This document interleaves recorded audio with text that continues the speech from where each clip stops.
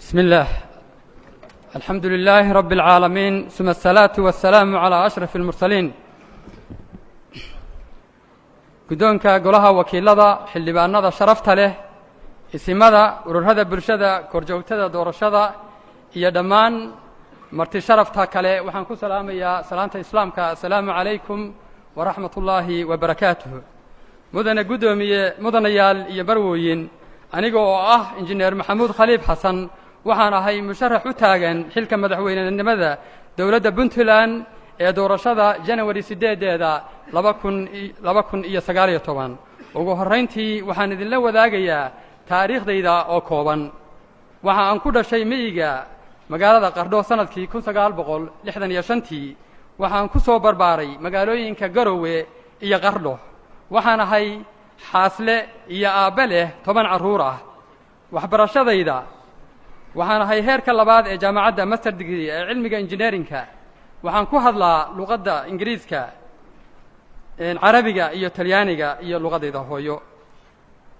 shaqadayda shaqooyinkaan ka soo shaqeeyey 1984 ilaa 1985 waxaan ka soo shaqeeyey wasaaradda gaashaandhigga ee dalka Soomaaliya 1989 ilaa 1991 waxa aan ahaa kaaliye barasare ee jaamacadda ummadda Soomaaliyeed ee Gahayr 1989 ilaa 1991 waxaan ahaa agaasimihii waaxda qorshaynta iyo daraasaadka ee wakaaladda dhismaha Soomaaliyeed 1992 ilaa 1994 waxa aan ka soo shaqeeyey wasaaradda waxbarashada ee gobolka California ee dalka Mareykanka 1995 ilaa 2018 waxaan ahaa ganacsade waddanka gudihiisa iyo dibaddiisa oo maamulay shirkado waaweyn oo caalami ah ayna ka shaqeeyaan shaqaale badan waxaan shaqo abuur u sameeyey 10 kul oo jinsiyado kala duwan ah qorshahayga siyaasadeed mudane guddoomiye mudanayaal iyo marwooyin haddii alla idmo oo la ii doorto xilka madaxweynenimada Puntland waxaan fulin doonaa himilooyin siyaasadeed iyo kuwa horumarineed anigoo Allah la tala saaranaya isla markaana kaashanaya baarlamaanka sharafta leh ee Puntland iyo bulshada qaybaheeda kala duwan himiladayda koowaad la dagaalanka musuqmaasuqa mudane guddoomiye mudanayaal iyo marwooyin musuqu waa nuucyo badan yahay waxaase ugu cawaaqib xun marka uu ka galo madaxda sare haddii alla qadaro oo la ii doorto xilka madaxweynenimada Puntland 5 sano ee soo socota waxaa iga go'an in muwaadin kasta oo reer Puntland ah uu helo xuquuqdiisa isagoo aan laga fadilayn mid kale haddii ay tahay tartan shaqo ama qandaraas shaqasiin dalacaad abaalmarin iyo wixii la mid ah xafiiska madaxtooyada ee loo doorto maxamuud khaliif xasan jabiye laguma arkin doono hantida dadweynaha oo si qaldan loo isticmaalo dhammaan dakhliga soo gala Puntland waxaa loo isticmaali doonaa si waafaqsan miisaaniyadda dalka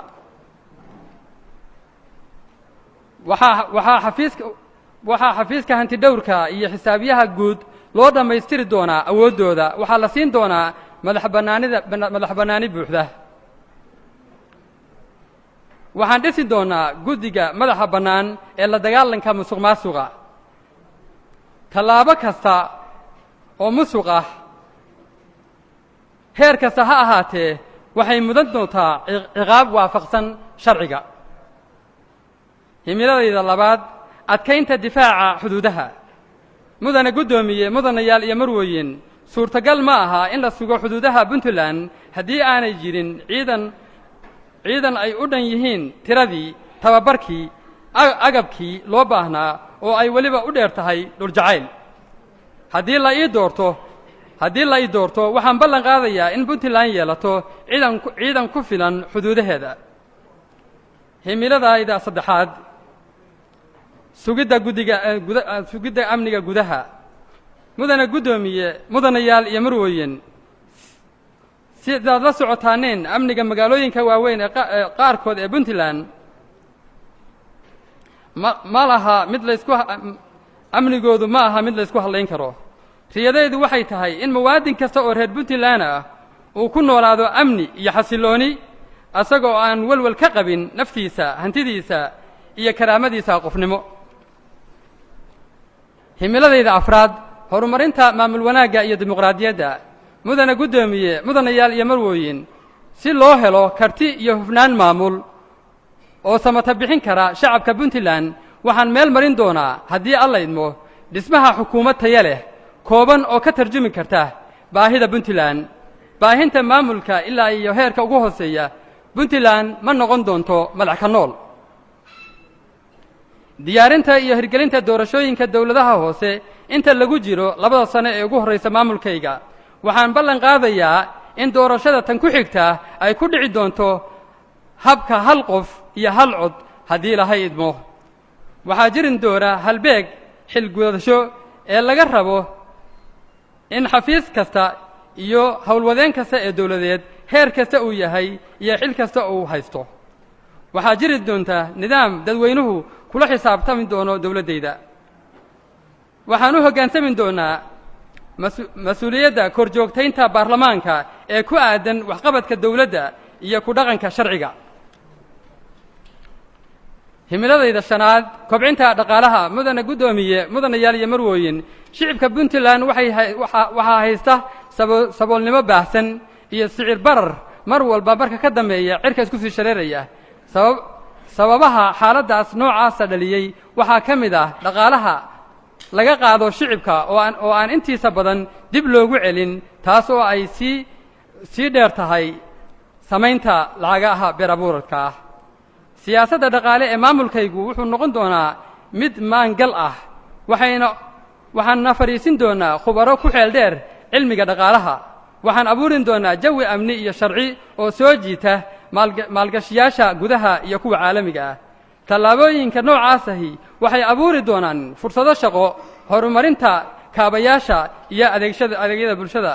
waxaan dib eegis ku samayn doonaa heshiiskii DP World ee dekedda Boosaaso si loo ilaaliyo hantida shacabka iyo kan maalgashiyaasha. himiladayda lixaad dhallinyarada iyo haweenka. mudana guddoomiye mudanayaal iyo marwooyin, maadaama dhallinyarada iyo haweenku ay yihiin in ka badan 70% dadweynaha reer puntland waxaan siin doonaa muhiimad u gaar ah. waxaan u abuurin doonaa fursado shaqo, mid ganacsi iyo mid xirfadeed. waxa ay matalaad ku helin doonaan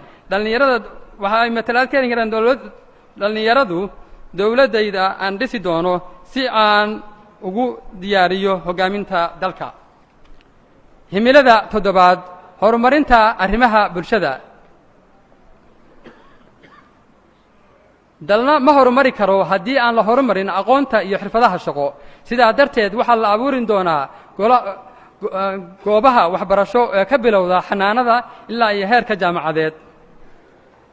himilada 8aad xoojinta ururada bulshada iyo xuquuqda aadamaha. mudana guddoomiye mudanayaal iyo marwooyin, dowladda aan madaxweynaha ka noqon doono haddii la doorto waxay ilaalin doontaa xuquuqda aadamaha. waxa ay cudud iyo xoojin siin doontaa arrimaha bulshada rayidka ah. himiladayda 9aad xiriirka dowladda puntland iyo dowladda dhexe. mudana guddoomiye mudanayaal iyo marwooyin, waxaan rumaysnahay in jiritaanka dowladda dhexe ee Soomaaliya ay tahay damaanadda midnimada qaran ee dhulka iyo shacabka. sidoo kale waxaan rumaysnahay in dowlad goboleedyadu ay yihiin asaaska dowlad dhexe oo wax ku ool ah, isla saanqaadka labada ayay ku xidhan tahay mustaqbalka geyiga Soomaalidu. gabagabadii mudana guddoomiye mudanayaal iyo marwooyin, haddii la doorto madaxweynaha puntland 5 sano ee soo socota waxaan ballan qaadayaa puntland leh amni iyo difaac la isku hadlayn karo. puntland leh maxkamad dastuuriya iyo hannaan doorasho oo gaarsiisa hal qof iyo hal cod. puntland leh goobo dhaqaale iyo kobco dhaqaale iyo isla xisaabtan dhab ah. puntland leh wada shaqayn waarta oo heer federaal ah. puntland leh kobac aqoon iyo hal abuur ganacsi. puntland leh hay-ado dowladeed oo adeegyadeedu dhammaystiran yihiin. gabagabadii ugu dambayn mudana guddoomiye mudanayaal iyo marwooyin waxaan idiin cadaynayaa injineer maxamuud khaliif waxaan waa ku dhamaatay 10 daqiiqo aad baa u mahadsan tahay soo dhow